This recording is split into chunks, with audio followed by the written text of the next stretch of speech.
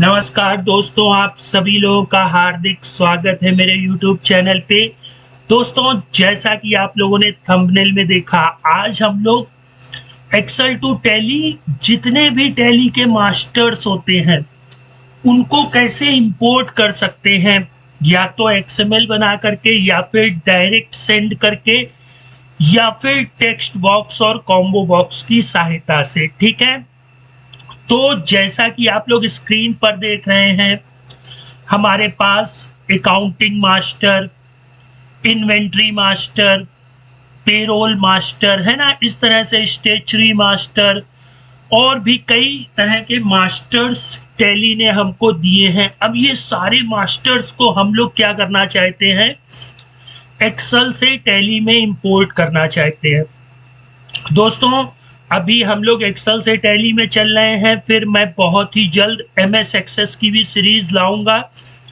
MS access एक database होता है, काफी बेहतरीन होता है और एक्सेल की तुलना में काफी मजेदार होता है। मतलब एक्सेल में हम लोग छोटे छोटी वर्क करते हैं, जबकि MS एक्सेस में पूरा डेटाबेस होता है जो कि SQL बेस होता है। ठीक है, तो उससे भी हम लोग टैली में वर्किंग करेंगे, लेकिन अभी हम लोग एक्सेल की बात कर रहे हैं। तो देखिए, सबसे पहले अगर हम लोग टैली मास्टर्स की बात करें तो हमारे सामने अकाउंटिंग मास्टर आता है, जिसमें आप लोगों ने group, ledger, cost category, cost centre है ना, और budget, scenario, voucher type, credit limit, ये कई तरह के वाउचर्स टैली हमको प्रदान करता है जो कि अकाउंटिंग मास्टर्स के होते हैं।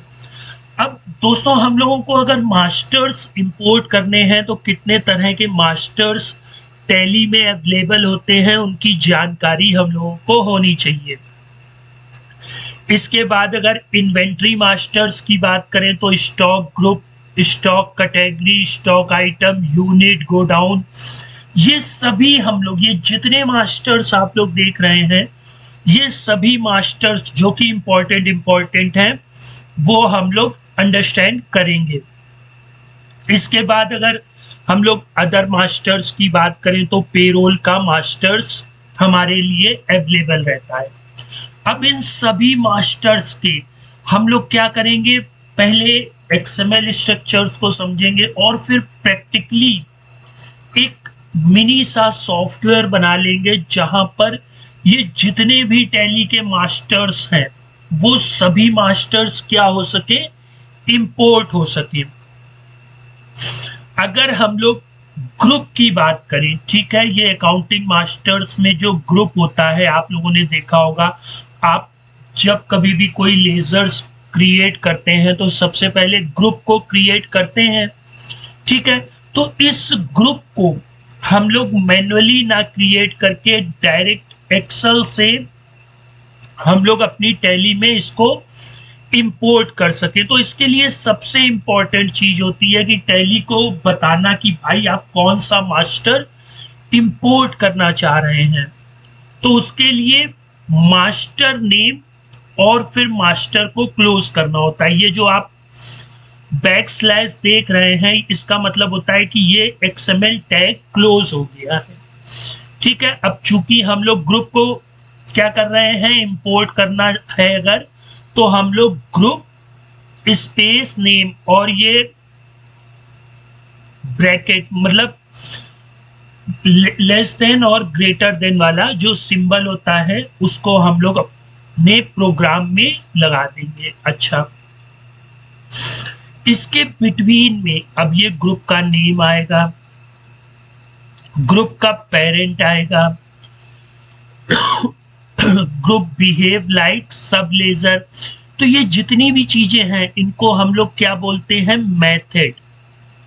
ठीक है, तो दोस्तों मैं उम्मीद कर रहा होऊंगा कि आप लोगों को ग्रुप या कोई भी मास्टर्स हो उसके लिए ये जो पहला और लास्ट का है ये चीज आपको अंडरस्टैंड हो गई होगी। अभी और बारीकी से आप लोगों को समझ में आ जाएगा जब हम लोग लेजर की बात करेंगे। ये देखिए, लेजर क्रिएशन की स्क्रीन होती है, इसमें भी हमें मास्टर नेम और फिर मास्टर को क्लोज करना। ठीक है, कि मास्टर हमारा क्या है, लेजर। ठीक, बाकी इसके जितने भी, चाहे वो लेजर का नेम हो, लेजर का एलियास हो, लेजर के पेरेंट हो, वो सब इसी के ही अंडर आएंगे। एड्रेस हो, जीएसटी नंबर हो, जीएसटीएन टाइप हो, पैन नंबर हो, पिन कोड हो, स्टेट हो, ये सभी क्या कहलाते हैं, मेथड। ठीक है, इनको हम लोग आगे आने वाले ट्यूटोरियल में बारीकी से एक एक चीज को अंडरस्टैंड करेंगे। मेरे कहने का मतलब है कि हम लोग क्रिएट भी करेंगे और अल्टर भी करेंगे, और भी बहुत से लॉजिक और बेहतरीन से बेहतरीन चीजों को एनालिसिस करेंगे।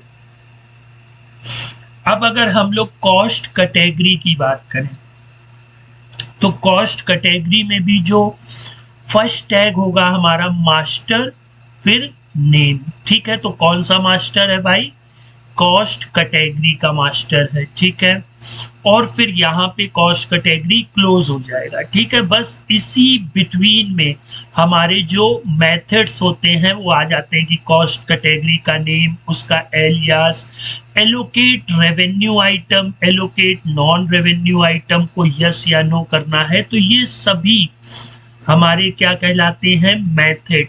और इनको हम लोग master open and master close के बिटवीन में रखते हैं। ये देखिए, यहाँ से मास्टर ओपन हुआ और यहाँ पे मास्टर क्लोज हो गया।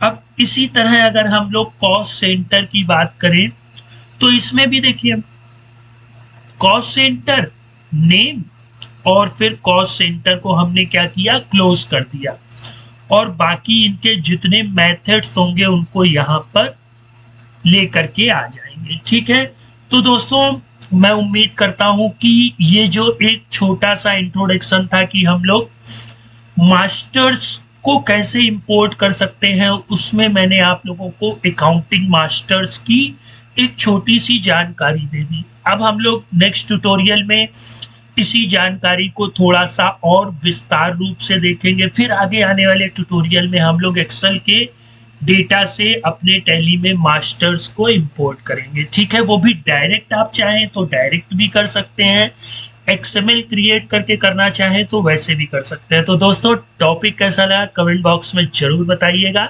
नेक्स्ट टाइम मिलते हैं एक बेहतरीन टॉपिक के साथ। गुड बाय दोस्तों।